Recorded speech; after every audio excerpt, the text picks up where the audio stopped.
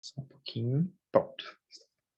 Bom, pessoal, então, boa tarde novamente. Eu queria fazer uma explicação geral aqui antes da gente começar, o que a gente sempre faz rapidinho, Gaio, mas o projeto Cestas Inteligentes foi um projeto iniciado em setembro de 2020. Ele foi idealizado junto com a Secretaria de Gestão de Precedentes do Supremo Tribunal Federal. Então, foi um momento ali muito importante da minha carreira em que o ministro Fux me convidou para eu, a Aline também, o Júlio, que a Aline e o Júlio não puderam estar aqui hoje, mas foi a época que a gente montou, lógico, auxiliamos o ministro lá a montar a Secretaria de Gestão de Precedentes do Supremo. Na época, lá no Supremo, a gente convidou também aqui o STJ. Eu já era, né, assessor-chefe no JEP do STJ, fui para o Supremo, então a colega que me substituiu aqui incorporou também, junto com a Comissão Gestora de Precedentes, esse projeto. É um projeto que a nossa ideia, toda sexta-feira, Não, a gente tentou reunir... levar esse assunto como IRDE. A Dani aqui. A proposta, então, é todas as sextas-feiras a gente se reunir para reuniões que eu chamo de reuniões internas e externas. Assim, as internas seriam mais as nossas reuniões, algo para a gente tratar internamente sobre temas práticos, temas sobre a gestão dos precedentes. E as externas, que são essas em que a gente traz convidados, como é a de hoje. Então, o que nosso público de servidores e magistrados de todos os núcleos de gerenciamento de precedentes e ações coletivas do país. Então, aqui nós temos servidores e magistrados do TST, dos TJs, TRFs e TRTs também. Então, todos os tribunais, pela Resolução 235, têm o seu NUGEP. E foi algo assim, que a gente construiu a partir de 2020, principalmente por conta da pandemia. Então, a pandemia, né, nós tivemos diversos problemas, mas acho que algo bom dela foi esse ponto, porque a gente tinha, Gaio, só os nossos encontros anuais. Então, todo ano a gente acaba se encontrando aqui em Brasília, quando havia a convocação do STJ, do Supremo, mas uma vez por ano, em eventos, e assim não é a mesma coisa. Então, aqui a gente compartilha boas práticas, dialoga sobre precedentes, e é um ponto muito importante também para capacitação sobre precedentes. Então, a gente está aqui mesmo quase que uma overdose aqui de precedentes, porque a gente sabe que esse aspecto cultural relacionado a precedentes, a gente precisa de multiplicadores, precisa mesmo formar as pessoas. Então, esse é o nosso projeto. Dou muitas boas-vindas para você. Gostaria de passar a palavra rapidinho para o Ricardo. Ricardo, depois você me devolve que eu apresento o Gaio e passo logo para a apresentação dele. Marcelo, acho que você até já adiantou bastante, né? Realmente é uma pena o Júlio, Sisson e a Aline não poderem estar aqui no momento, né? Mas, como representante do Supremo, dou as boas-vindas ao senhor e esperamos, claro, um rico debate aqui nesse momento, tá bom? Passa a palavra de volta, Marcelo. Beleza. Então, bem rápido, porque o Gaio tem um currículo muito grande. Eu conheci o Gaio depois de um evento que a gente fez junto. Ele me convidou para participar. Nós fizemos com outros professores também um evento online muito bacana. E lá foi com a Bia, né? Com o José Roberto também, Melo Porto. E o José Roberto, inclusive, já até participou do Acesso Inteligente, viu? E foi muito bacana, e depois a gente continuou nosso contato. O Gaio Júnior, ele é pós-doutor. Vou só falar um resumo aqui do currículo dele, é muito grande, mas pós-doutor em Direito pela Faculdade de Direito da Universidade de Coimbra, doutor e mestre em Direito pela Universidade de Gama Filho, professor associado de Direito Processual Civil e Teoria Geral do Processo na Universidade Federal Rural do Rio de Janeiro, membro de diversas associações de direito, em especial de processo civil, né? Advogado, parecerista e consultor jurídico, autor também de livros. O tema que o Gaio escolheu aqui para a gente abordar é o precedentes e desenvolvimento nacional. Tá? Então, Gaio, fique bem à vontade. Inicialmente teria aquele prazo que eu falei para você de 20, 25 minutos, 30, mas fique à vontade com o tempo, depois a gente volta a conversar. A palavra está com você. Bom, primeiramente, boa tarde a todos, a todas. É um enorme prazer estar aqui nesse projeto, né, das Cestas Inteligentes, quando o Marcelo me convidou. realmente aceitei com muito gosto, não somente pela qualidade do projeto, né, meus colegas, vários colegas e amigos já participaram, estava até conversando com o Tidiero na semana passada sobre isso, e são vários amigos, e primeiro, pela grandeza do projeto. E segundo, já também parabenizando por essa via de acesso a exteriorizar, a aprofundar e a dialogar sobre esse tema dos precedentes judiciais, ainda, né, tão de fraldas, né, no nosso sistema processual, mas que com questões extremamente relevantes e de apontamentos que eu tenho certeza que nós vamos avançar demais, mas esse ambiente aqui é um ambiente propício para essas reflexões críticas e está aí contribuindo para o aperfeiçoamento e a formação de todas e de todos. Para mim é um imenso orgulho, uma imensa satisfação. Eu quero aqui agradecer, né, ao querido doutor Marcelo Marchiori, né, assessor-chefe do NUGEP, do STJ, ao doutor Ricardo, né, Machado, que está aí representando o Supremo Tribunal Federal, dentro desse contexto, e a todas e a todos vocês, que eu tenho certeza, na dignidade do exercício do trabalho de todos vocês, estão aqui dispostos a nos ouvir. E o tema que me foi confiado pelo Marcelo foi o tema relacionado aos precedentes judiciais e o desenvolvimento.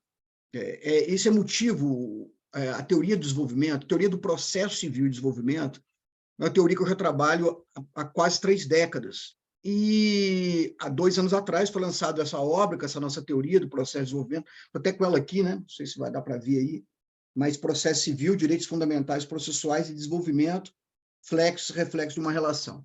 A teoria tem que ser colocada no papel, né? Não é possível apenas falar, é preciso nós registrarmos para que ela possa ir na comunidade acadêmica e na academia e no meio forense, possamos dialogar e construir críticas sobre a questão. Eu vou aqui pedir licença por conta de passar um PowerPoint aqui. Na verdade, seria até mais fácil para mim falar, mas há onde tem alguns detalhes, Marcelo, que, às vezes, na fala, ele passa despercebido. Talvez, olhando, observando, isso fique um pouco mais fixo na hora da gente discutir. Então, eu por mim, só falaria mesmo, mas, pedagogicamente, eu acho importante te pontuar com alguns conteúdos aqui de PowerPoint, mas já dizendo de antemão o seguinte, essa relação, e aqui, logicamente, os precedentes estão aqui no foco da questão, mas é importante realçar a ideia de que há uma dificuldade do direito de dialogar com outras ciências. Há dificuldade do direito de se dialogar com a economia, com a sociologia, com a filosofia, com a antropologia, com a psicologia, e esse diálogo, cada dia que passa, ele se torna mais importante, mais profundo, para justificar, inclusive, o próprio conteúdo aqui nosso prático, né, dos precedentes, mas fortificar o que está por detrás dos precedentes. Né? É muito comum nós olharmos o precedente de uma forma fria, olhar um sistema dos precedentes, sobretudo no ordenamento pátrio, de uma forma muito fria, sem nós refletirmos sobre os impactos que os precedentes têm na vida das pessoas. O impacto que os precedentes têm no desenvolvimento da qualidade de vida do cidadão comum. Então, eu vou pedir licença aqui para poder passar aqui, ver se vocês vai dar para conseguir ver aí.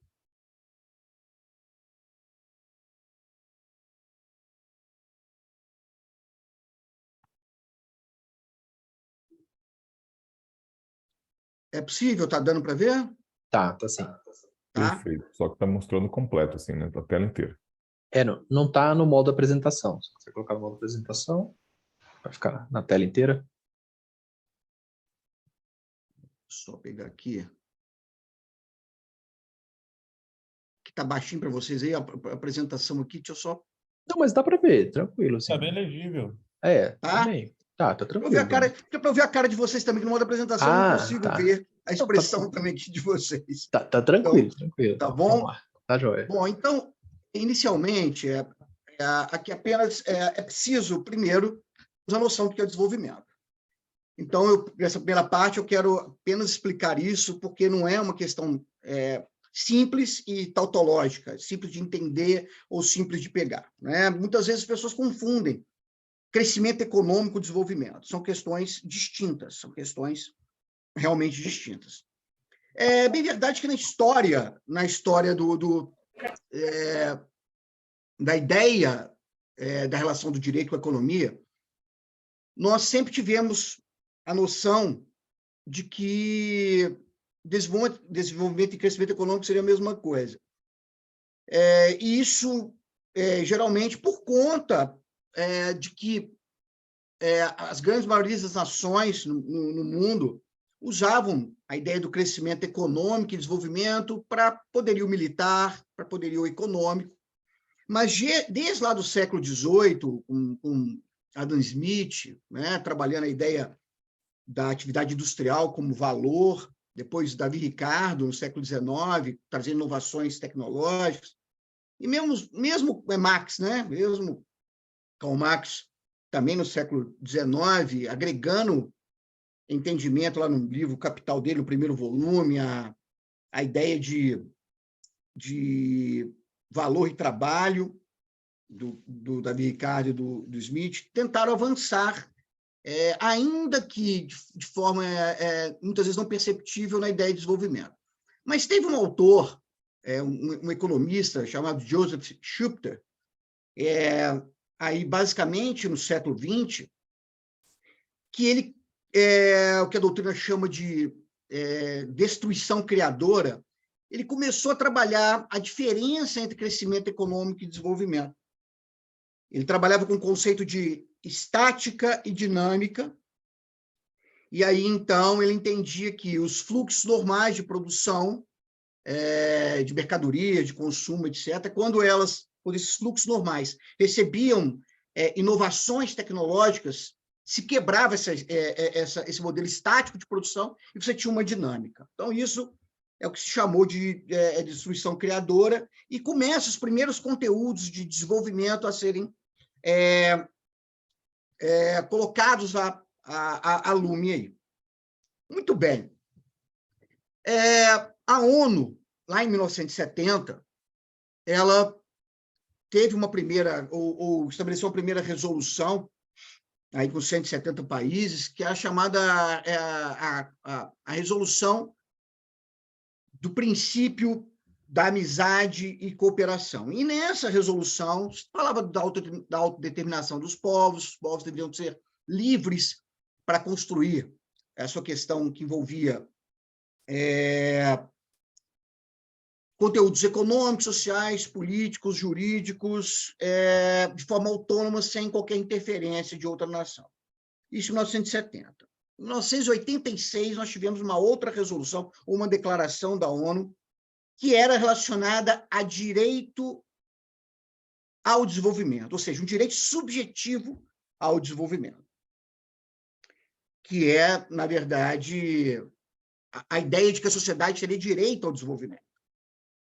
Mas ainda não era muito claro o que seria esse desenvolvimento. O desenvolvimento seria essa autodeterminação, seria a autonomia de escolher os caminhos sociais, políticos, jurídicos, econômicos, enfim.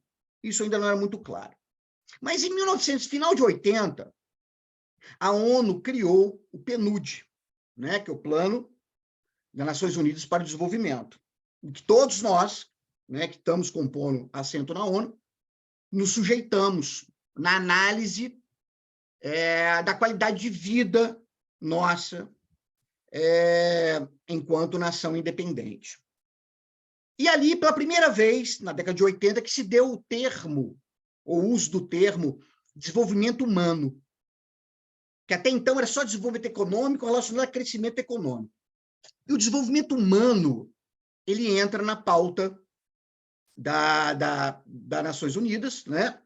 Hoje, inclusive, nós temos a Agenda 2030, né? Que coloca o Poder Judiciário como centro das atenções, lá no item 16, tendo que dar uma resposta sobre a efetividade, o tempo e a qualidade das decisões judiciais.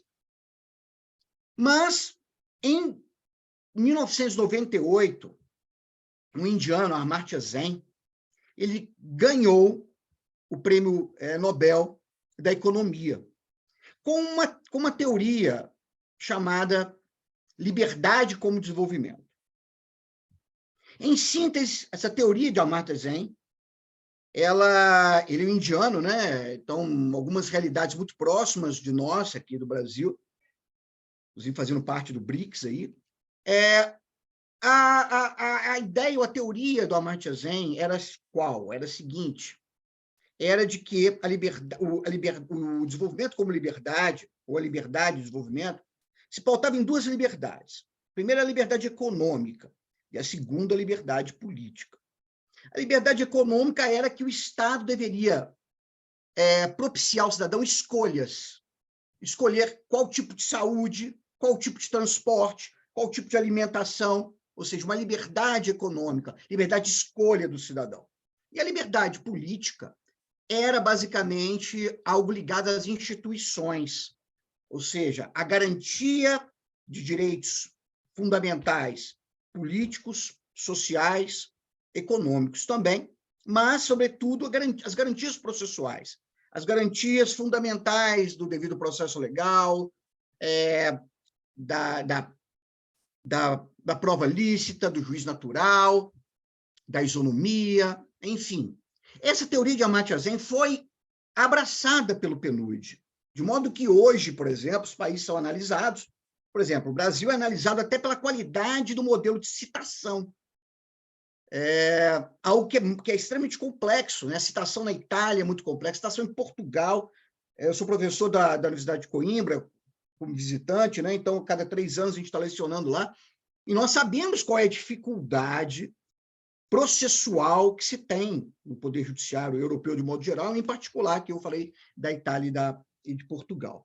Mas nós somos analisados pela qualidade da prestação jurisdicional no país. E isso gera uma série de questões, isso gera a possibilidade de você ter auxílios de bancos internacionais, do Banco Mundial, por exemplo, e o reconhecimento da jurisdição brasileira como qualitativa ou não, dependendo do que se vai analisar dentro do PNUD. Bom, muito bem, essas introduções são para colocar a ideia de que o conceito de desenvolvimento hoje, está aqui acostado na lâmina, aqui no slide, é o quê? É a ideia de que a alocação de recursos dos mais diversos setores da economia, de modo a melhorar os índices de bem-estar econômico e social. O que significa isso? Melhorar os índices de bem-estar econômico e social significa melhora da saúde, do transporte, da malha rodoviária e ferroviária, da nutrição, da educação e do serviço público da justiça. Né? Nós estamos no serviço público da justiça que, enquanto usuários, enquanto consumidores desse serviço, nós temos que exatamente primar pela sua qualidade, independente do ator que você é na seara processual. Mas veja só, por que esse conceito é importante? Porque ele faz um corte no crescimento econômico. Enquanto você tem o aumento do PIB, da balança comercial, interna e internacional, é uma questão. Agora, o que você arrecada, você tem que alocar de modo a que, nos mais diversos setores da economia, de modo a melhorar esses índices de bem-estar econômico e social, qual o Poder Judiciário também está inserido. Então, é importante notar que o desenvolvimento não está relacionado à balança comercial, mas à aplicação do que se arrecada para a construção de instituições e serviços públicos fortes. Muito bem. Trazendo para a nossa Constituição Federal, ela, em 28 passagens, a nossa Carta Política cita a palavra desenvolvimento. Então, não é algo esporádico, não é algo apenas corriqueiro de um ou outro dispositivo, mas algo que começa no próprio preâmbulo da Carta Constitucional, quando diz que da necessidade de instituir um Estado democrático que seja destinado a assegurar exercício de direitos sociais individuais, a liberdade, a segurança, o bem-estar, o desenvolvimento. E já no preâmbulo, né, algo que pouca gente lê, mas é importante que o preâmbulo já te fala o que nos espera dessa Carta Constitucional. E no artigo 3º ali, diz que um dos fundamentos, dos objetivos fundamentais da República brasileira seria garantir o desenvolvimento nacional. E qual o papel do direito nisso? Qual o papel do direito na construção de melhoria de qualidade de vida? Desenvolvimento com melhoria de qualidade de vida. Primeiro, é importante pontuar que a ordem jurídica ela pode ser promotora ou obstaculizadora dos êxitos ou das perspectivas desenvolvimentistas. Evidentemente, quando você tem um ordenamento confuso, um ordenamento pouco claro, você, certamente, torna a imprevisibilidade atônica. Os europeus, inclusive na Carta de Direitos Fundamentais da Europa, existe o chamado cotidiano estável, direito ao cotidiano estável. É um direito fundamental ter o cotidiano estável, ter previsibilidade na sua vida. E, evidentemente, que quando nós estamos falando aí de sistema legal, dele ser estruturante quanto às atividades econômicas e ter a credibilidade legal, é que quanto mais nós temos uma distância do que acreditamos ser e de que não é no ordenamento, seja na forma de interpretação dele, seja na forma da aplicação, seja na forma de fiscalização da aplicação, nós afugentamos investimentos também internacionais aqui no país. O custo de transação ele é sempre muito alto. O custo de transação envolve não somente valores, mas uma empresa ou empresas que gastam tempo à procura das legislações que estão em vigor sobre a sua relação, a construção e elaboração de contratos, garantias contratuais para o cumprimento de obrigações. Então, tudo isso é custo de transação. Não é somente o medo do devedor não pagar o crédito, então imputar isso como forma de um valor maior do produto, um juros mais avassalador, de modo a que isso possa repercutir no cidadão comum aquela incipiência legal que o ordenamento traz. E, nesse sentido, é até importante que são dados importantes, trabalhar com dados também. A Doing Business, que é um indicador do Banco Mundial, divulgou esse ano agora, passado, 2022, de 200 países, o Brasil ocupa a posição 124 de países com facilidade de fazer negócio. Então, de 200, o Brasil tem 24º. Ou seja, a dificuldade de fazer negócios no Brasil, dentre outros critérios, está a segurança do ordenamento, a pouca credibilidade na aplicação e fiscalização que o ordenamento traz. Existe uma outra pesquisa do TFM, né, que é um grande grupo econômico que nós temos no mundo, com a sede dele até no Japão. Ele fala, já é relacionado aí basicamente com a compliance. Ele coloca o Brasil de 170 países, 176 países, o Brasil em segundo lugar na fiscalização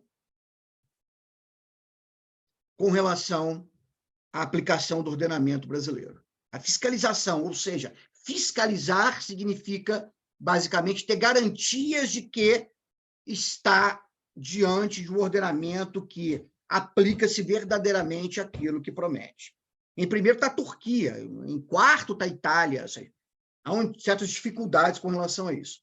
E isso vai, que eu coloco aqui no slide, da segurança jurídica e das suas acepções. Concepção legal do que é segurança jurídica, o cumprimento da lei, os aspectos processuais do trânsito em julgado, tudo isso repercute dentro dessa compliance que a TMF colocou com relação ao ordenamento brasileiro. Muito bem. Dito isso, o processo se relaciona com todo esse contexto. Então, coloquei o que é desenvolvimento, como ele é garantido na Carta Maior, como ele, né, foi dividido em relação ao crescimento econômico, como o direito trabalha com isso. Né? É preciso compreender que o cidadão comum, no seu âmbito de previsibilidade, seja pessoa física ou jurídica, ela tem que programar a sua vida de acordo com aquilo que está lhe regrando. Então, isso é extremamente importante. O processo, que, infelizmente, isso eu falo como professor de processo, infelizmente, o acesso à justiça no Brasil é tido como direito fundamental porque tudo vai para o Poder Judiciário. É algo que, evidentemente, nós temos uma política do conflito, nós não estamos uma política do consenso. De modo que a política do conflito no Brasil tem o judiciário como início, meio e fim. E, evidentemente, que isso nos repercute, né, no número avassalador de demandas, no trabalho que o judiciário, que trabalha muito, os juízes que, de um modo geral, trabalham muito, mas que a política do conflito inibe a possibilidade de um trabalho com qualidade. Eu traço aqui o Armando Castelar Pinheiro, um grande amigo, professor da FGV, economista, e ele diz que o sistema judiciário funciona bem, para ele funcionar bem, né, ele deve ostentar pelo menos 4 propriedades. Ele fala do baixo custo, ele fala das decisões justas, e eu coloco aqui, para mim, pelo menos isonômicas. Ele fala que deve ser rápidas decisões, eu prefiro a palavra célere, não rápido, e ainda diga que sejam previsíveis, em termos de conteúdo e de prazo. De antemão, antes de aprofundar o precedente, certamente, ao nosso olhar, ao nosso ver, os precedentes possuem esses predicados.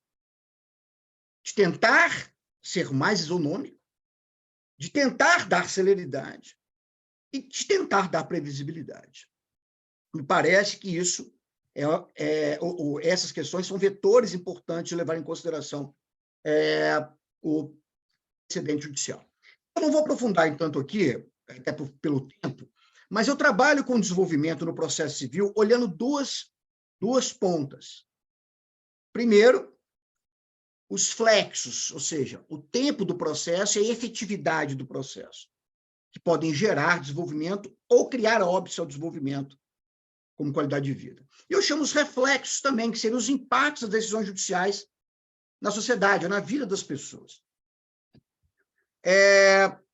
Rapidamente, né, não é desconhecimento de ninguém, e a crise da jurisdição em tratando de tempo, nós temos aqui, basicamente, os dados do último Justiça em Números, mas o que nos chama mais atenção são dados específicos com o número de processos pendentes por cada julgador,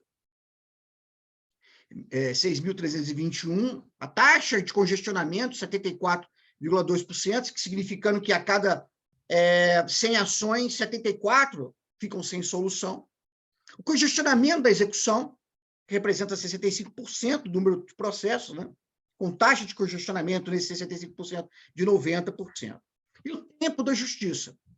Aqui pegando a justiça estadual, que detém o maior número de acervos, né, de processos, quase 85% dos processos no Brasil correm na justiça estadual. Então, a média de duração de um processo no Brasil, no geral, processo de conhecimento, recurso e cumprimento de sentença, 5 anos e 10 meses. E do processo de execução judicial, 6 anos e 4 meses. Né? Ninguém sem consciência, eu, pelo menos enquanto advogado, não recebo meu cliente no meu escritório para dizer, olha, está disposto a esperar 5 anos e 10 meses para a sua demanda ser solucionada? É mais ou menos nesses termos. Nos juizados especiais também, temos, melhorou, o índice melhorou de 2021 para 2020, para 2020 para 2021. Nós temos aqui o total de 2 anos e 6 meses e a execução nos juizados 1 ano e 5 meses.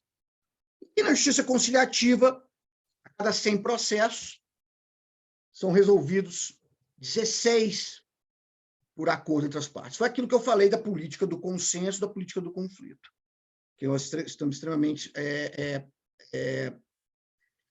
aprofundados nisso.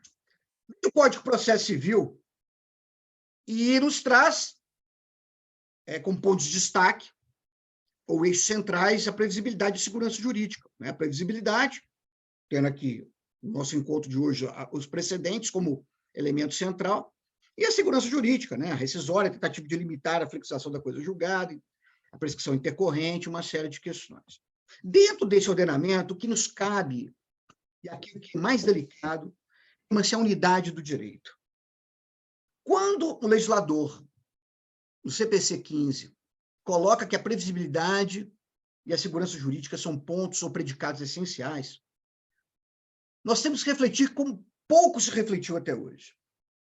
Eu estou acabando uma obra agora falando sobre unidade do direito, e a bibliografia é tão pouca sobre a unidade do direito, que, aliás, no processo nem se fala. Você tem que pegar a unidade do direito, é lá na introdução ao estudo do direito, teoria geral do direito, porque a unidade do direito, que é algo que o precedente ele tende, ou um de seus grandes vetores, é tentar dar unidade do direito. Denis Lodge, um grande justo filósofo inglês, talvez um dos mais badalados, ele fala que direito para ele é o quê? É proporcionar à vida social e econômica do homem uma medida tolerável de segurança e previsibilidade. Portanto, a experiência jurídica é uma experiência normativa.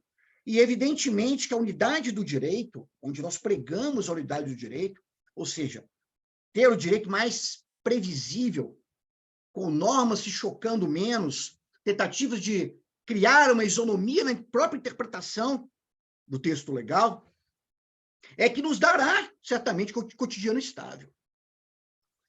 Eu vejo isso muito durante a pandemia. O Supremo Tribunal Federal, e que eu chamo a atenção, pelo menos, para dois precedentes, né? RE com repercussão geral reconhecida, lá o tema 793 do Supremo Tribunal Federal, quando ele coloca os entes da federação, em decorrência da competência comum, são solidariamente responsáveis nas demandas prestacionais na área de saúde, etc. Olha, isso foi vital, na época da pandemia, para cada estado não ter a falácia de quebra de pacto federativo. Ou seja, o Supremo reconhecendo essa autonomia dos entes da federação para cuidar exatamente com competência comum, sendo solidários com a própria momento pandêmico. Uma outra repercussão geral reconhecida, lá no tema 500, se dá com relação a remédio, né? O Estado não pode ser obrigado a fornecer medicamentos experimentais. Agora, se houver uma mora irrazoável da Anvisa, seria possível apreciar pedido de medicamento. E aí faz uma série de requisitos com relação a esse tipo de questão. Isso demonstra a tentativa de dar unidade do direito a um cotidiano estável que a população ali estava esperando. A necessidade comum de todos. E isso veio pelo precedente. Extremamente importante. Na minha obra, eu coloco exemplos de acessibilidade, de saneamento, de habitação, ao qual, pelos precedentes, se consegue um diálogo profundo no âmbito das políticas públicas, de modo a que possa tentar harmonizar ou uniformizar as ideias. E eu chamo a atenção que tudo isso não é novo, em tese. A primeira vez que o Supremo Tribunal Federal trabalhou com a ideia de controle jurisdicional de políticas públicas, através de precedente, porque foi através de uma DPF, que é um precedente vinculante, foi em 2004, na DPF 45/9 do Distrito Federal, onde o relator, Celso Mello, ele dizia, olha, é uma atividade anômala do Poder Judiciário controlar políticas públicas, mas muitas vezes se faz necessário ao respeito da Carta Constitucional.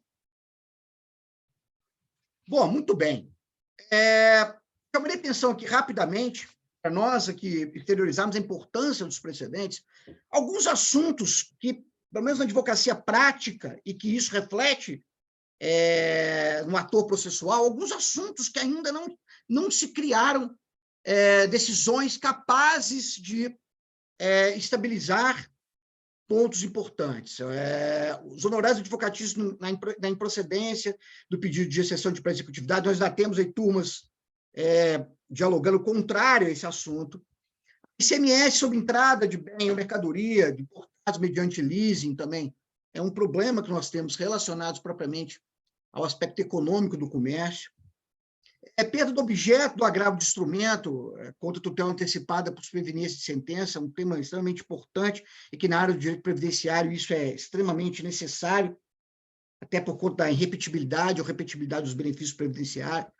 Mas, enfim, é para mostrar como o precedente é necessário no acalmar de temas extremamente sensíveis. Não cabe aqui, né? Já tivemos outros, eu vi que o Mitidier teve aqui também, o Alexandre Freire também teve aqui, devem ter aprofundado em conteúdos que envolvem isso, mas até hoje se discute o conceito de precedente. Eu tenho para mim, e coloco nas minhas obras, que precedente seriam os efeitos vinculantes de decisões judiciais. Os efeitos vinculantes de decisões judiciais. Penso dessa forma sendo precedente, e ainda que a doutrina norte-americana, a doutrina inglesa, tem mais de 64 conceitos de precedente. Aqui não cabe propriamente o conceito escolástico, cabe propriamente os predicados do precedente, que é a previsibilidade, a isonomia e o respeito à verticalidade das decisões judiciais. São muito caros para nós. E aí, o sistema brasileiro de precedentes, Marcelo, estou aqui no final do final aqui, tá? Apenas para pontuar. Nós sabemos que o sistema brasileiro de precedentes, nós temos no artigo 926, né, que os tribunais devem uniformizar sua jurisprudência e mantê-la estável, íntegra e coerente. Mais importante do que o caput é o parágrafo 2º, ao dizer que, ao editar enunciados de súmula, os tribunais devem ater-se às circunstâncias fáticas dos precedentes que motivaram a sua criação. Evidentemente que ainda se discute, ainda que, ao meu juízo, sem qualquer razão, a inconstitucionalidade do artigo 927, enfim, que não teria receptividade na Carta Constitucional, e, para mim, está longe disso. O parágrafo 2º, ele, sim, coloca na prática que algumas súmulas, sobretudo algumas súmulas editadas antes do CPC, que não se atinham aos fatos e os casos concretos, ou situações fáticas que motivaram ela, porque é sempre um guarda-chuva muito grande, e não tem tentado diminuir isso na medida do possível. Não, por mais que as súmulas estejam aqui encadeadas no 927, não teria o condão de trazer no seu bojo a possibilidade de ter esse efeito vinculante quando ela não exterioriza as situações fáticas, a partir dos julgados que precederam na sua criação, a sua força vinculante. Bom, eu quero finalizar aqui com 2 pontos. O primeiro é com relação ao processo e à coerência. Ainda que nós tenhamos precedentes judiciais, e que eles são importantes para garantir a melhoria de qualidade de vida e o desenvolvimento, porque prevêem segurança e previsibilidade, seja do cidadão comum, seja dos negócios a serem feitos no Brasil, porque, volto a dizer, um ordenamento pouco claro e pouco previsível, ele afugenta investimentos ao invés de atrair investimentos. Ele cria situações de caos ao invés de criar situações de pacificação.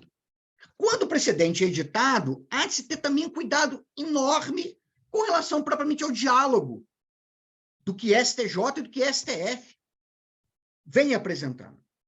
Eu coloco aqui um primeiro exemplo da desaposentação. O STJ, em 2013, reconheceu que não havia impedimento para a revisão do benefício previdenciário em caso de quem estava aposentado viesse a trabalhar. 3 anos depois, o STF julgou, o Supremo Tribunal Federal, julgou ser prática inconstitucional, quando o STJ já tinha estabelecido uma forma de precedente, ainda que antes do CPC, mas que vinculava, a ideia totalmente contrária à que a Corte Suprema apontou. E aí o STJ veio, em 2019, no tema 563, aderir à forma como o Supremo Tribunal Federal havia julgado a desaposentação, conquanto inconstitucional. Isso, naquele momento atrás, quando o Supremo julgou, já tínhamos 180 mil processos sobrestados por conta disso.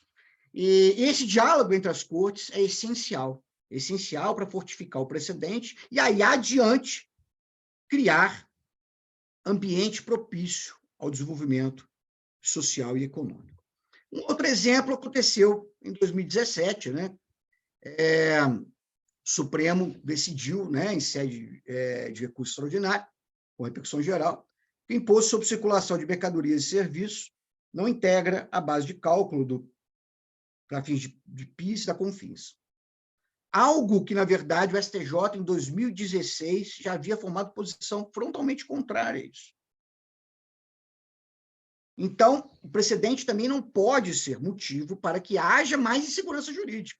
O que se espera do efeito vinculante das decisões judiciais é exatamente outro, é exatamente o pacificar.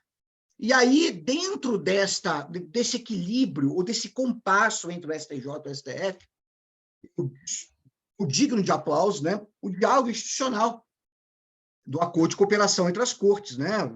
Os dados aqui do núcleo de gerenciamento no GEPNAC, em que a troca de informações rápidas evita, ou pode evitar, esse desconforto ou esse choque entre precedentes, onde, na verdade, não deveria ter, mas o tem, porque é obra humana, mas que, evidentemente, ao invés de trazer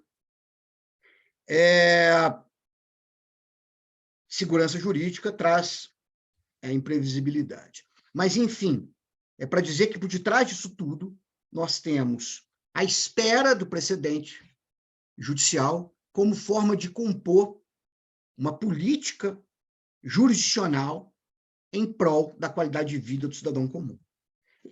E aqui, já dizia Benjamin Cardoso, grande ministro da Suprema Corte de Warren, que o jurista, como viajante, deve estar pronto para o amanhã. Então, espero que eu tenha contribuído com algumas reflexões críticas aqui, para que nós possamos dialogar de forma melhor e mais profunda. Bom, muito obrigado aí pela atenção de todos vocês. Bom, muito bom, Gaio. Parabéns, cara, parabéns. Deixa eu só ver aqui, a marcação, eu estou marcado aqui, parabéns mesmo.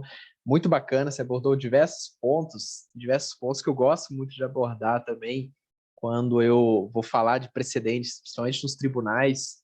Então, aqueles que tiveram, assim, já aula comigo aqui, já sabem que eu abordo uns aspectos, e eu gosto de mostrar uma tela, não sei se você já viu essa capa, Gabi, deixa eu até compartilhar ela aqui com você, que ilustra um pouquinho aí uma parte que você falou. Eu tirei isso aqui da minha aula, em 2022, aqui, ó, publicou o Anuário da Justiça, colocou assim, ó, 80 milhões de motivos. O número de processos em tramitação é uma prova da confiança da sociedade no judiciário. Assim, isso aqui, para mim, é totalmente o contrário disso, né? Na verdade, esses 80 milhões de processos prova, na verdade, a desconfiança, né, no Poder Judiciário, infelizmente, né? E você falou, né? Eu nem sabia desse dado. Do ranking de 200, nós somos 124 em facilidade de negócios. E por quê? Muito por conta da desconfiança, na verdade, que é o inverso disso aqui, né? Então, eu ilustro isso aqui para os servidores, magistrados que eu dou aula, para mostrar assim, que a gente, às vezes, interpreta isso de uma forma um pouco estranha, viu? Você falou sobre o impacto na vida que é do precedente, a gente ainda, e eu vejo isso, que eu dialogo muito com pessoas que estão na prática mesmo, trabalhando com processos, tudo, pensa ainda que precedentes é para julgar mais, né? Para julgar, julgar, julgar, mas a ideia não é essa. Então, assim, não é para isso que a gente traz. O custo da transação, eu só fiquei pensando aqui, e eu sempre tento, Gabi, me colocar no outro lado, sabe? Eu peguei lembrei de exemplo de plano de saúde, né? A gente critica muito o plano de saúde, critica muito telefonia, tudo, mas muitas vezes a desconfiança da posição do Poder Judiciário acaba fazendo isso. E a gente esquece que muitas coisas que o Estado deixa inseguro, ele é obrigado a embutir esse valor também no serviço, né? Muito bacana. Você falou da política de conflito, eu puxo aqui também uma questão relacionada a como balancear a produtividade versus a atuação racional do Poder Judiciário, sabe? A gente dialoga muito aqui também, Gaio, sobre como colocar para frente o IRDR, sabe? O Instituto de Resolução de Demandas Repetitivas é um instituto que ainda não pegou no Brasil, sabe? A verdade é essa, são pouquíssimos tribunais que adotam com um volume que eu acho que seria o mais correto, e muito por conta desse conflito que a gente ainda tem no Brasil de achar que julgar muito, julgar só rápido, né, resolve, mas ele não resolve. Muitas vezes a gente fica com questões durante anos aí, né? Achei bacana o termo que você colocou também, que o precedente de acalmar, né? O precedente, ele acalma as questões. Então, muito bacana. Eu concordo com você que essa discussão sobre a constitucionalidade do artigo 927, que alguns falam que o artigo 927 seria inconstitucional, eu acho que, né, desculpe, mas é estranho também isso. O conceito de precedentes, eu acho que você caminhou muito bem na sua fala. Assim, eu teria vários pontos aqui, mas eu vou deixar o pessoal, eu vi que a Flávia levantaram a mão também, depois eu volto aqui. Parabéns, muito bom. Obrigado, querido. Obrigado. Tem tanta coisa para falar, Marcelo, que Pois o tempo mesmo aqui. Eu não falei, inclusive, do índice importante, que é o índice que a ONU criou há 8 anos atrás, que é o índice de felicidade bruta, onde se analisa o índice de felicidade bruta da população. E o Brasil, foram 17 países avaliados, o Brasil ficou em 15º. Você veja só, as instituições, elas são analisadas nesse sentido. Uhum. O que me aflige muito com relação ao tempo, porque exatamente o precedente vem para tentar abrandar o tempo. E é uma mecânica que se depende muito. Se eu pegar o 932 do Código de Processo Civil, se eu pegar o 1030 do Código de Processo Civil, ou seja, o relator, quando recebe o processo, o recurso no tribunal estadual, federal, ou quando o presidente ou vice-presidente do tribunal recebe um RESP ou um RE, o cuidado que se tem para não tentar procrastinar aquilo que já está definido, aquilo que já está sentado.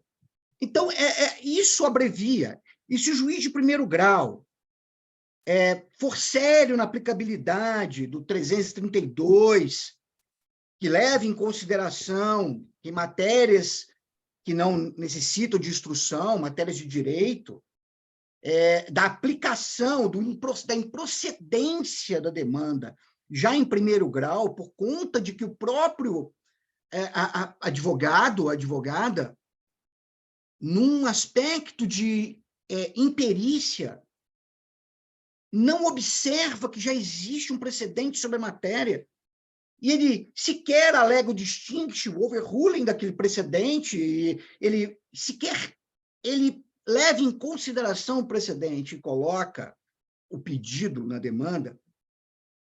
É importante que o magistrado leve isso a sério.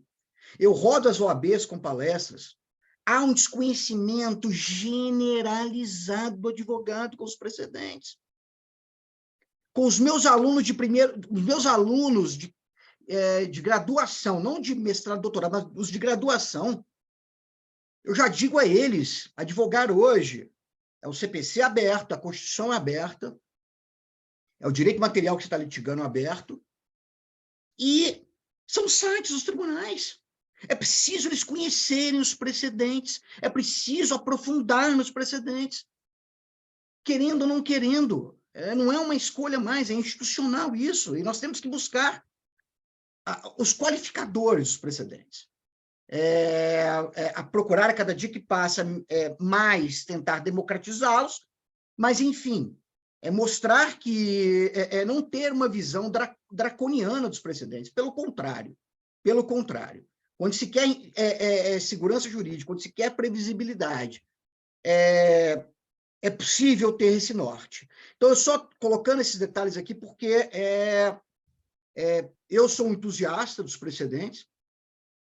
Logicamente que nós temos peças a serem, né, a serem mais calibradas.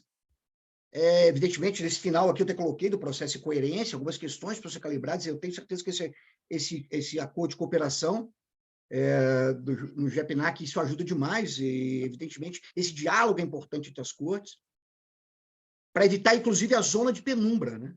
Aquela zona de penumbra em que quem dá a última palavra na interpretação de lei federal é o STJ. Quem dá a última palavra na interpretação da Carta Constitucional é o Supremo. E, muitas vezes, a interpretação do Supremo Tribunal Federal atinge, com a sua interpretação, a própria interpretação da lei federal. Sim. Então, tem que haver uma calibragem muito interessante e muito certeira para evitar esses mal-estares, né, em que nós estamos dispostos aí. Mas fico à vontade aqui. Obrigado. Aqui você está ao lado de vários entusiastas, velho. Então, você é um entusiasta, a gente viu isso, mas aqui ó, você está num ambiente que só tem entusiasta, é um dos pré-requisitos para trabalhar no GEP, é ser entusiasta, que a gente sabe, entusiasta dos precedentes, que a gente sabe todos os desafios aqui que nós enfrentamos, e é desse jeito. Você falou do seu lado, muitos advogados não entendem ali, infelizmente, do nosso lado aqui, ainda temos muitos ainda servidores e magistrados que também não entendem, sabe? E não querem entender. Eu até brinco de vez em quando aqui, que uma vez eu fui dar uma palestra no Rio Grande do Sul, e eu estava subindo o elevador com o juiz auxiliar, e entrou um desembargador, né? Aí o juiz me apresentou para o desembargador, falou, ó, esse aqui é o Marcelo, vem falar sobre precedentes, tudo. O desembargador virou para mim e falou assim, que legal, seja bem-vindo, mas isso não é para mim não, porque eu sou desembargador da área criminal, então eu não mexo com precedentes, né? Então, olha, aí eu quase que puxei ele, falei, é o senhor mesmo que eu quero levar, sabe? Então, isso eu presencio não só da fala direta dele, mas eu vejo isso muito na prática também, Gaio. Bom. Ana Flávia, por favor. Bem, boa tarde. Primeiramente, doutor Gaio, eu fico até entusiasmada quando eu escuto uma palestra do nível dessa do senhor sobre precedentes. Também é igual o Marcelo colocou, nós somos entusiastas dos precedentes aqui, não podia ser diferente, né? Principalmente aqui no GEPNAC da STJ. O senhor colocou a questão do Amartya, eu estou lendo um livro dele, coincidentemente, o Ideia de Justiça, esses dias. Eu queria saber, o senhor acha, fora dessa questão da liberdade econômica e da liberdade política, o senhor acha que a questão de acesso à justiça dele dá para afastar do viés econômico ou não? Eu sei que é uma questão fora da questão do precedente, mas aproveitando o gancho. Ana Flávia, muito obrigado, tá, pelas palavras, fico muito feliz de estar podendo contribuir com o aperfeiçoamento e com a reflexão crítica de todos vocês. Muito obrigado mesmo. Bom, a questão do Amartya, o diálogo que ele faz é sempre um diálogo que tem um fundo econômico, mas o fundo econômico do Amartya é um fundo econômico para bem-estar social. Para o bem-estar social. Não, veja só, a minha teoria do processo de desenvolvimento não é uma análise econômica do direito. Eu não trabalho o comportamento dos atores. Não é isso. Eu analiso como o Poder Judiciário e o processo, o Poder Judiciário no geral, e o processo civil em especial, podem impactar positivamente ou negativamente para a qualidade de vida das pessoas. Então, não é uma análise econômica do direito. Inclusive, hoje, né, nós já falamos de análise econômica do litígio. O que é a análise econômica do litígio? O autor, primeiro, ele analisa qual seria o ganho dele na demanda. Segundo, ele analisa a probabilidade de ganho. E o terceiro, ele analisa quais seriam os custos dele. Então, essas três questões formam a ideia de análise econômica do litígio. O réu, a mesma coisa. O réu analisa se eu tenho uma demanda em face de mim de R$10.000, será que eu consigo ser condenado apenas em 6.000? Qual é a probabilidade do direito? E o que eu vou gastar com isso? Isso tem uma repercussão em acesso à justiça. Tem uma repercussão no acesso à justiça porque, com o precedente, a probabilidade do ganho, ela já pode ser vivenciada antes de entrar com a demanda. Isso é importante. Então, Ana, a ideia do acesso à justiça do Amartya é uma ideia de acesso à justiça, o acesso ao poder judiciário, em que esse acesso se volta a um acesso de bem-estar social, antes de um acesso ao ganho ou ao não ganho da demanda. Ou seja, eu tenho que ter essa possibilidade de ir ao Poder Judiciário. Eu tenho que ter essa possibilidade. É uma possibilidade econômica, mas também social, de me permitir ir ao Poder Judiciário para discutir uma questão. Antes de eu saber se eu vou ter ou não a minha solução encontrada. Então, a ideia do bem-estar econômico e social para usar de um serviço público. Então, é ter disponível um serviço público para isso. Eu quero dar 2 exemplos aqui interessantes. Primeiro, vamos imaginar que chegou um cliente no meu escritório e ele quer discutir o ganho dele pautado no salário mínimo. Então, ele fala, olha, eu tive um prejuízo tal, eu quero tantos salários, ou vou ter melhor, um militar. O militar quer discutir que o soldo dele está defasado em relação ao salário mínimo. Então, ele entra no escritório e diz, olha, doutor, eu quero ingressar com uma ação em face da União, porque meu soldo está defasado em relação ao salário mínimo. Eu tenho 3 respostas a dar a ele. A primeira é dizer, vou abraçar a sua demanda. E aí eu me lanço como um kamikaze no Poder Judiciário. A segunda é, olha, podemos vencer em primeiro grau, talvez em segundo, talvez em terceiro, mas não chegaríamos ao 4º grau. E a terceira resposta é dar a ele, olha, não ingresse com a sua ação porque tem uma súmula vinculante número 4, que não vai permitir que você tenha êxito, porque ela não permite que o juiz se paute salário mínimo para discutir esse tipo de conteúdo. Mas isso a advocacia não faz. Ou por desconhecer, ou por não querer perder a oportunidade de ganhar financeiramente do cliente. Então, você veja bem que o aspecto de conhecer o precedente é um aspecto pedagógico também, de não induzir a erro aquele que não conhece. E o Código de Processo Civil traz perspectivas nesse sentido, de que é má-fé processual litigar contra texto legal. E o precedente, aí eu tenho uma pesquisa com um aluno meu de doutorado, em que nós estamos discutindo a natureza jurídica do precedente. Se ele é fonte, se ele não é fonte. Então, isso, a gente está discutindo uma tese de doutorado sobre isso. Por que isso é importante? Porque eu tenho que saber qual é o lugar do precedente como fonte do direito. Daí eu tenho a saber qual é a força que ele tem como fonte jurídica. Então, quando o Código de Processo Civil coloca, por exemplo, que é má-fé processual litigar contra texto de lei, o que o precedente faz na tentativa de harmonizar, uniformizar e criar isonomia na interpretação do texto, é uma fonte do direito, portanto, é um regramento do direito. O precedente é um regramento do direito. Isso é importante. É uma pena que nós não chegamos aí, nós somos um país em desenvolvimento, um grande grau de analfabetismo, 1 em cada 4 brasileiros não sabe ler e escrever. Mas o ideal seria o quê? Que o cidadão comum tivesse conhecimento do precedente. Porque ele poderia conduzir a sua vida a isso. O que eu bato, eu tenho um outro orientado, só que de mestrado, que nós estamos tentando construir uma tese em cima da publicização e popularização do precedente. Porque é preciso que o cidadão que aponta, o cidadão comum, conheça também do precedente. Como na América do Norte já o é. E você pode pautar, então, a tua vida também pelo precedente, o que aqui não chegou a esse grau de sofisticação ainda, né? Em que pese, temos pouco tempo, mas a ideia é nesses termos, nos termos de fazer o precedente ser prestigiado na sua própria razão de ser. Porque ele é norma. Hoje, com a aplicação do precedente, você regula as relações de sociedade.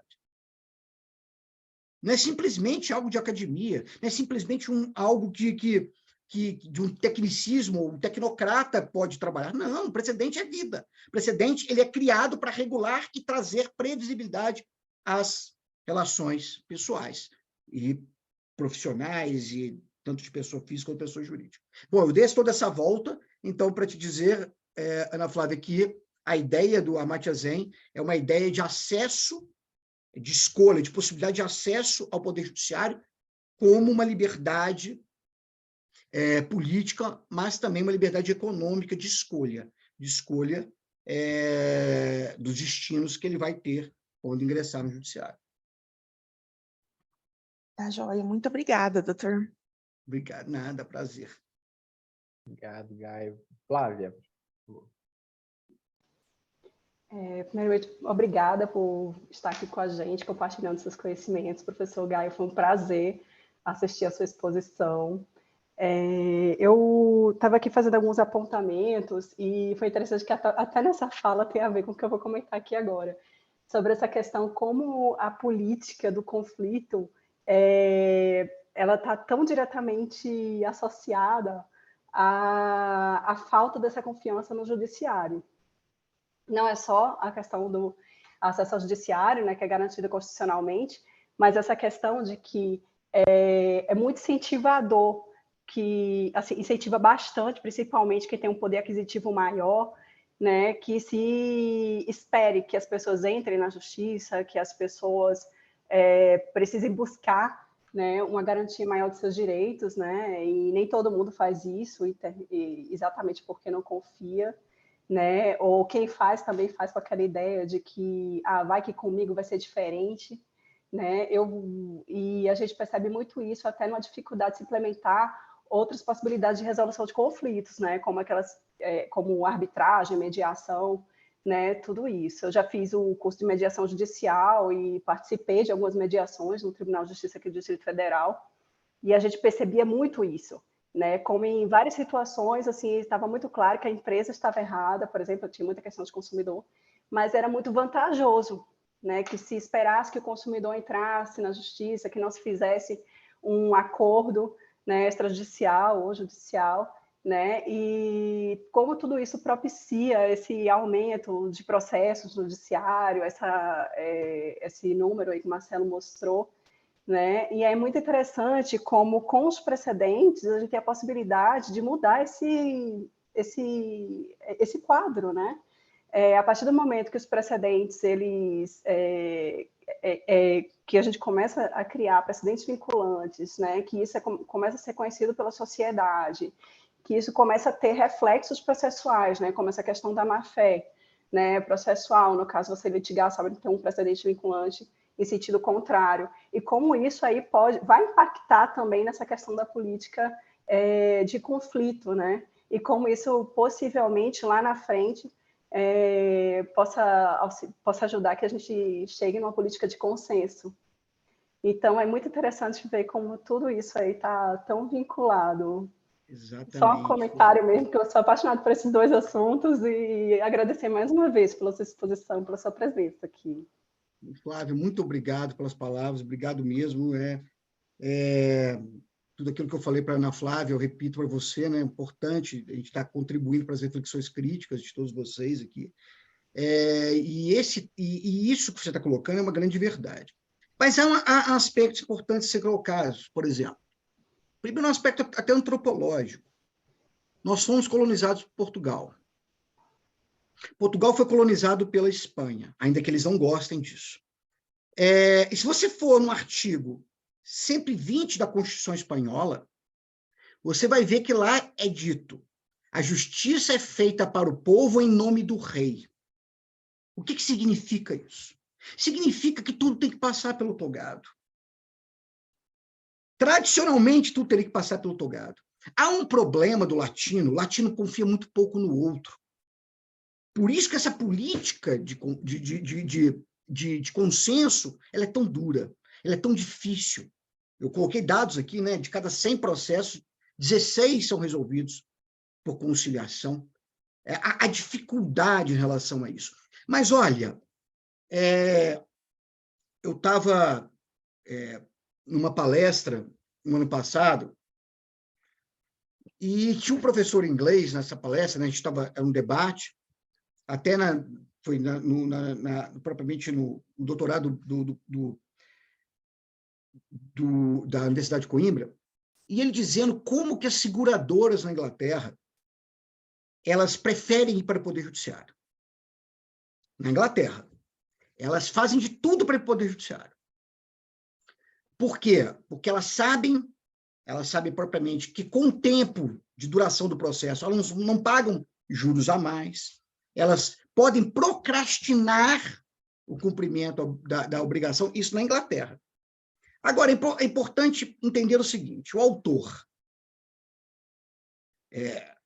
ele tem que compreender que o valor agregado do que ele está pleiteando no judiciário, com a demora o lapso tempo judicial, o processo dura quase 6 anos no Brasil, ele perde ganho, ele perde do direito, do valor quantitativo do que ele está, ou do valor líquido, do ganho líquido que ele está pleiteando. Esse é o primeiro ponto para o autor, ele tem que compreender isso, que ele vai perder com o tempo esse dinheiro. Para o réu, a demora do Poder Judiciário é um incentivo a que ele receba ou espere que o cidadão demande. É um incentivo para ele. E, na verdade, o papel dos precedentes estão muito alocados nesse ambiente, porque, com um precedente, o juiz lá do piso, o juiz de primeiro grau, é o primeiro a contribuir com prestígio na aplicabilidade do precedente. Porque lá embaixo, ele já pedagogicamente, não somente exige, como aplica, ou tem que aplicar o precedente. E aí o Código de Processo Civil, ele contemplou várias dessas possibilidades, tem vários controles para a aplicação do precedente, né? Você tem o controle do 332, de procedência liminar da demanda. Você tem o controle dos embargos de declaração no 1022, parágrafo único, inciso 2, que o desrespeito ao artigo 489, parágrafo 1º, que é proferir uma sentença sem fundamentação, e lá nos incisos 5 e 6 coloca que decisão sem fundamentação não levar em consideração o precedente. Né? Você tem o 932, você tem o 1030, você tem a reclamação, 988, ou seja, você tem uma quantidade de instrumentos no Código de Processo Civil, por exemplo, para prestigiar o precedente. A grande questão é colocar isso em prática. Se começar o controle lá de baixo, certamente nós não teremos, ou diminuiria muito, o número de demandas que chegam aos tribunais superiores. Mas a política de consenso, Flávia, essa política que envolve mediação, conciliação, arbitragem, negociação, ela depende muito exatamente da confiabilidade de um e outro, a política do consenso. É tentar, na medida do possível, levar a cabo políticas públicas que publicizem ou publicizem essa necessidade de usar os meios propícios à solução de conflito. Porque os meios propícios à solução de conflito certamente levarão ao mesmo que o Poder Judiciário poderia levar, que é tentar pacificação social. Só um detalhe, para finalizar, vai ser publicado um artigo meu agora sobre arbitragem em precedentes. A obrigação do árbitro, em uma arbitragem, aplicar os precedentes. E por quê? Então, é o prestígio dos precedentes dentro da arbitragem. Nós não podemos ter andando dois ordenamentos distintos dentro de uma mesma, dentro do mesmo ambiente. Nós teríamos o que Carbonnier chama de pluralismo jurídico. Mesmo que a lei da favela, a lei do asfalto, você vai ter a lei oficial com uma outra lei oficial, que são os precedentes que se aplicam, mas sendo, na verdade, desfavorecidos na sua aplicação. Então, o árbitro na arbitragem, eu defendo que ele deve respeitar os precedentes que o poder judicante do seu país, das suas regras, criou. Então, vai sair esse artigo daqui a pouquinho. Vou até mandar para você, Marcelo. Como vou mandar esse PowerPoint para ti aqui, pelo WhatsApp mesmo. Perfeito, legal, obrigadão. Então, manda sim. O Ricardo levantou a mão.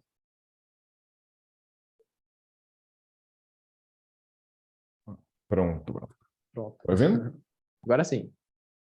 Doutor Gaia Júnior, eu quero muito elogiar aí a palavra, a palestra, realmente foi bastante enriquecedora essa comparação e essa aplicação do desenvolvimento, né, na justiça, eu achei isso interessantíssimo. E eu até tinha feito uma anotação aqui, eu acho que não foi falado, né, por nenhum dos nossos colegas, que é aquela questão relativa à modulação dos efeitos de um precedente e o impacto no desenvolvimento da nação. O senhor disse que o desenvolvimento ele não é apenas um desenvolvimento no ponto de vista econômico, mas no ponto de vista humano, no ponto de vista também da expectativa do direito, da previsibilidade, né? E a gente sabe que tem o Supremo Tribunal Federal, especialmente, ele tem um papel que vai apreciar aí questões de amplo impacto econômico, vamos dizer assim, financeiro. Mas isso não pode ser, a meu ver, um único juízo, né, para modulação de efeitos. E eu queria que o senhor comentasse, se eu puder, não sei se esse tema também é muito amplo para falar aqui, mas fica aí uma provocação. Ricardo, muito obrigado mesmo pelas palavras, que bom estar contribuindo. E evidentemente, né, o termo de modulação que daria mais uma exposição enorme. Mas a grande questão é a expectativa do direito, né? A expectativa. Nós tivemos uma decisão de grande impacto agora da coisa julgada, né, no Supremo Tribunal Federal, mas a expectativa, ou seja, a previsibilidade, a não ser pego de surpresa, é algo essencial para a caracterização do desenvolvimento. Ou seja, ninguém quer estar tentando investir ou trazendo investimentos para o país quando ele possa ser pego de surpresa por situações às quais não estavam claras, não estavam evidentes no seu modo de ver, e que, então, acaba impactando propriamente no seu negócio ou na sua vida. O tema da modulação, Ricardo, é um tema muito sensível ao desenvolvimento, muito sensível, porque quando nós partimos do pressuposto de previsibilidade, a modulação trabalha com isso. Se eu for colocar um efeito ex-tunc ou efeito ex-nunc, eu estou colocando, pautado no impacto, e o código também coloca isso, o impacto social daquela modulação, sobretudo no impacto social daquela modulação. No princípio da confiança, né? Tão caro para os alemães, para nós também, o princípio da confiança no ordenamento e da confiança no Poder Judiciário. Ou seja, quando você... E essa decisão do Supremo é até entendível porque, lá em 2007, repercussão geral já vinculava, né? Então, não foi tanto a questão de agora, em 2023, olha, fui pego de surpresa, não. Mas já havia uma decisão lá atrás que exatamente exigia, né, o reconhecimento do tributo. Mas não, tirando essa decisão, o fato é que falar de modulação, eu estou falando de uma decisão judicial que vai passar a valer em um determinado lapso temporal, ao qual aquele lapso temporal teria que ter, no mínimo, uma previsibilidade para receber o impacto dessa decisão. Porque o impacto social, ele é tão destruidor quanto o impacto econômico. Então, dependendo de como o interesse social não é levado em consideração, você tem exatamente, na modulação dos efeitos, algo extremamente avassalador e que pode impactar economicamente o bem-estar social da sociedade. Por isso, até que o princípio da confiança é tão claro nesse sentido. Há um detalhe, Ricardo, e demais colegas, que é interessante, também não faz parte da nossa discussão de hoje, mas é interessante nós irmos trabalhando nessa ideia de, muitas vezes, uma possível contrarreforma no Código de Processo Civil a partir de precedentes. O tema 988, o tema do agravo de instrumento, pegar ele como exemplo aqui. Lá no 2015, né, situações hipotéticas aqui, e nós tivemos, então, um precedente qualificado que, então, impactou na leitura do 2015. Impactou na leitura do 2015, no sentido de que aquele rol de decisões interlocutórias contidas no 2015 não seria absoluto para fins de agravar de instrumento. Você conseguiu demonstrar urgência e você conseguiu demonstrar que uma análise daquela decisão interlocutória pós-sentença traria um prejuízo enorme e uma inocuidade, você poderia agravar de instrumento. Então, você veja bem que, se você olhar o precedente qualificado da palavra da ministra Nancy, e você pegar o artigo 1015, você vai ver que ali há um descompasso no sentido de uma interpretação literal do artigo. Você vai ter isso também, por exemplo, lá na execução, quando o código diz que as astrentes, elas uma vez já julgadas em sede de cumprimento de sentença, não pode voltar atrás, tem que respeitar, somente as novas astrentes podem ser diminuídas. Nós temos precedentes agora que aceitam com que as astrentes transitadas em julgado possam ser reavaliadas. Isso tudo traz impacto também em desenvolvimento, em qualidade de vida. É preciso saber, olha, então nós vamos ficar esperando vir um precedente para interpretar esse artigo, ou essa norma, ou criar na criação dessa norma, ou essa norma de fato vai valer ou não vai valer.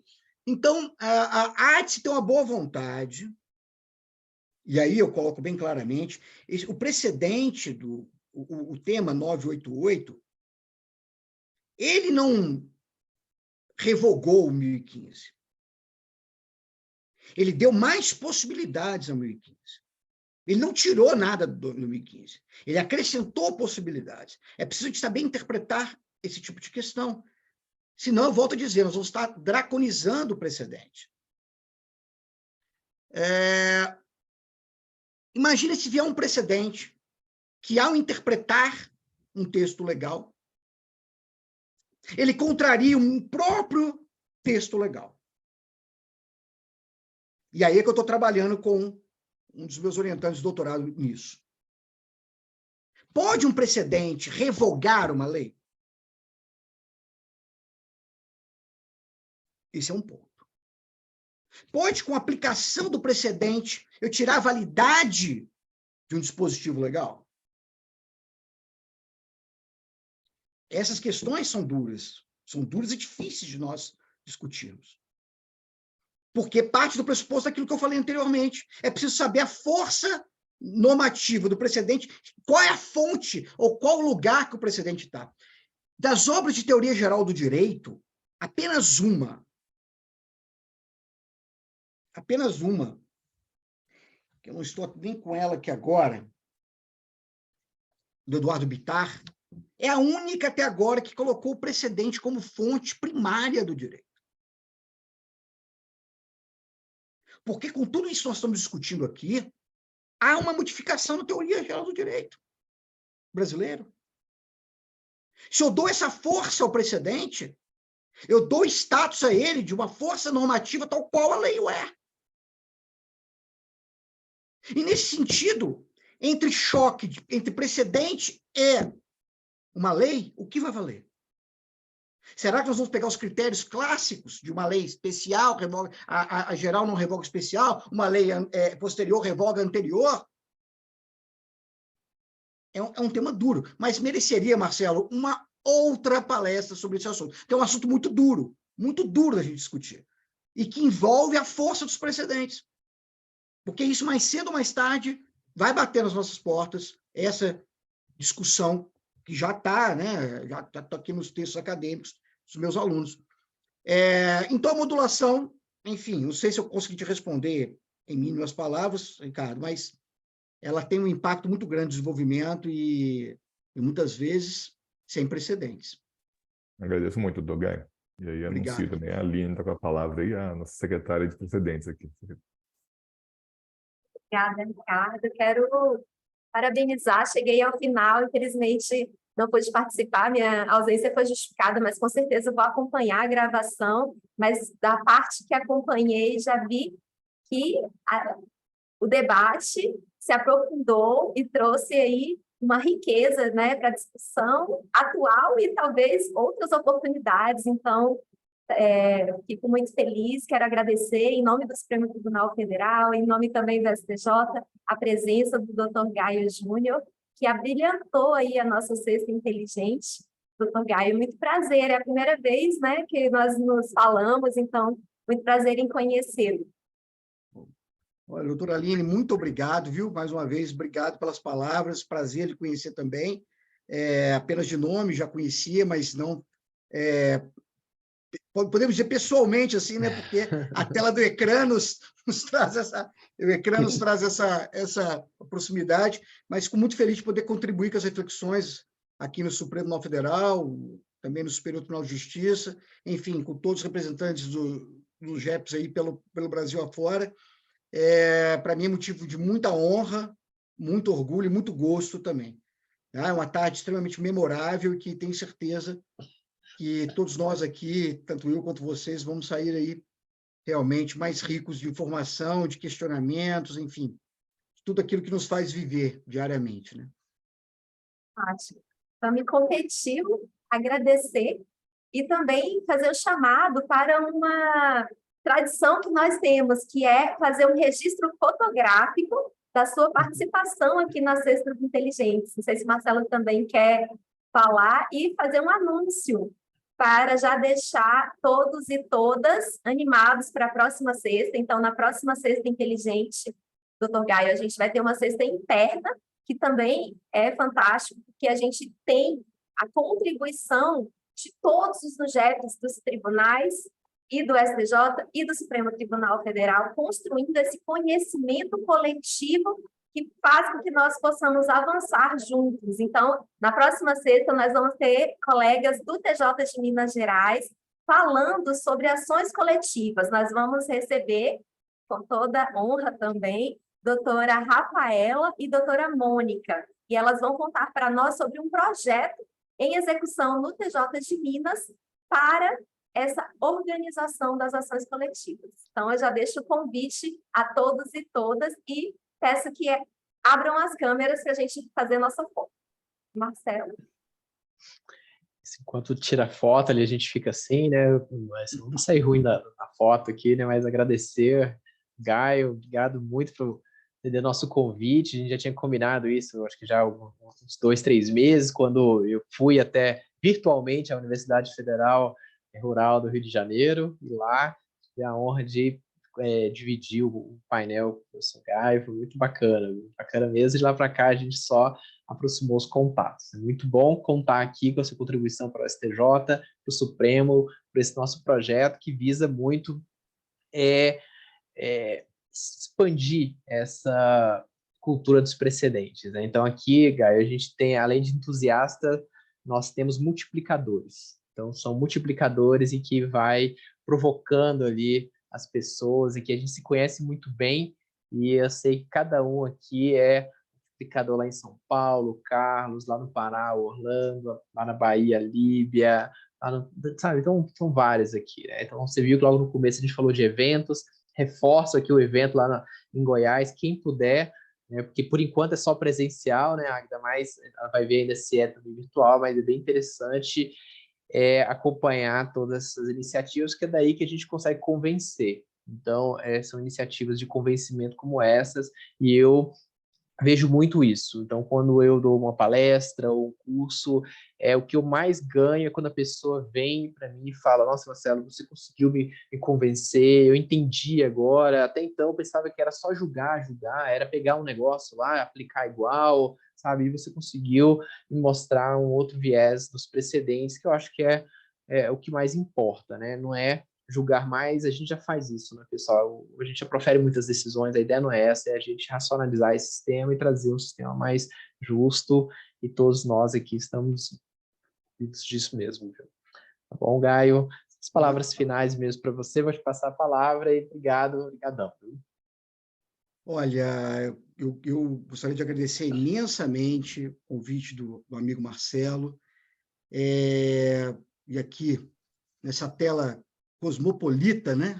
Tela cosmopolita, várias pessoas de várias partes do Brasil que muito me honram estar falando para todos vocês. Agradecer ao Ricardo, representando o STF, e a Aline também. E dizer, olha, a sua palestra lá na Federal Rural, o Marcelo, foi realmente fantástica e memorável, né? Todos estiveram presentes, eram mais de 100 pessoas presentes, e todos realmente manifestaram assim, a gratidão pelo conhecimento apresentado por você, e certamente mais vezes você será intimado, pode ter certeza disso, tá? Opa!